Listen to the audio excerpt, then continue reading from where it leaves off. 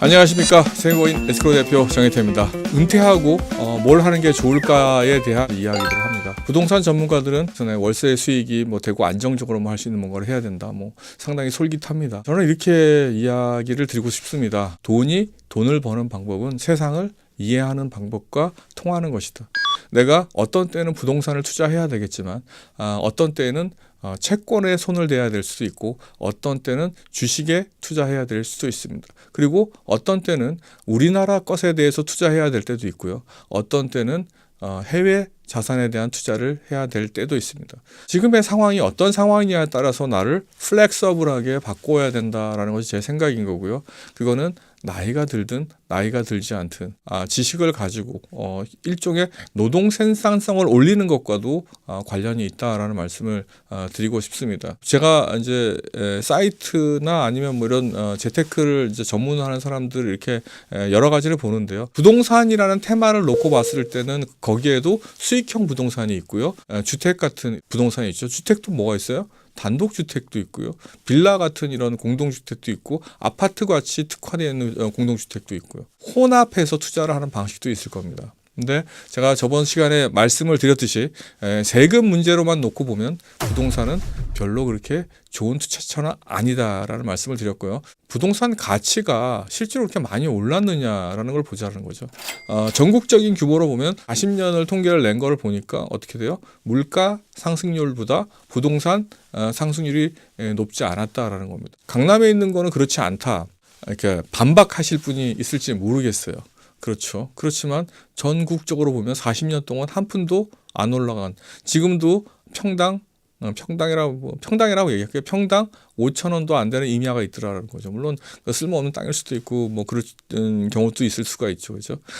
어쨌든 간에 짜장면 한 그릇 값도 안 되는 한 평짜리 땅이 많이 있다라는 겁니다. 아직도 우리나라 국토의 상당한 부분을 차지하고 있는 부분이 있다라는 겁니다.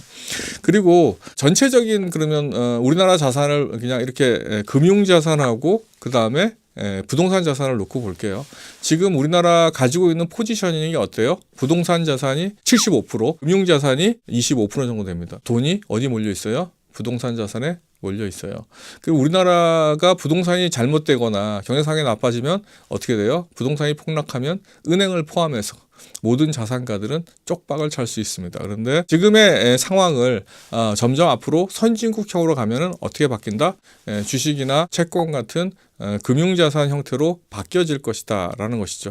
어느 나라가 그래요? 미국이 그렇고 일본이 그렇습니다. 보통 한 6대 4 정도 되죠. 지금 우리나라 한 7대 3 정도로 보는 게 좋을 것 같아요. 그러면 점점 어떻게 돼요?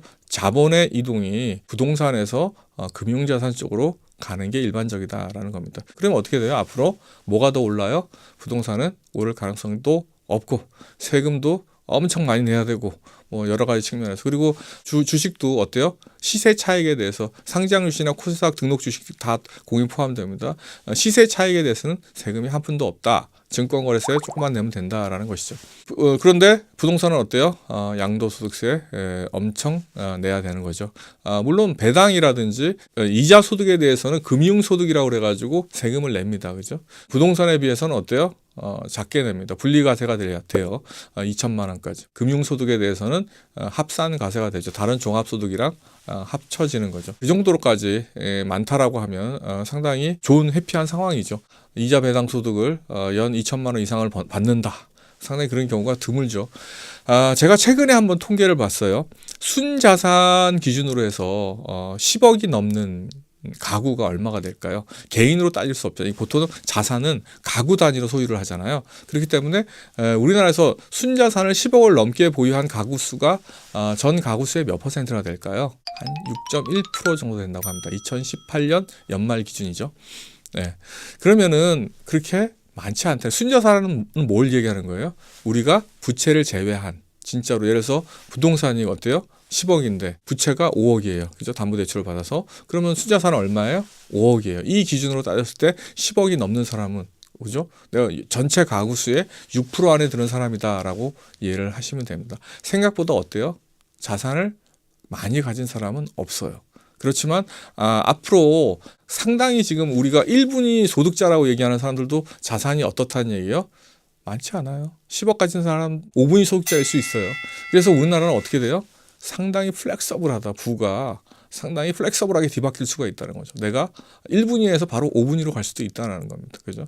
세상이 변동되고 경기가 변동될 때 자산을 보유하는 형태만을 바꾸는 것만으로도 충분히 내가 5분위 소득자 내지는 또 퍼센트 안에 드는 순자산을 가진 자산가가 될 수 있다는 겁니다. 순자산, 그러니까 무슨 소리야. 강남에 아파트 하나만 가져도 30억인데 뭐 40억인데 뭐 이렇게 얘기하잖아요.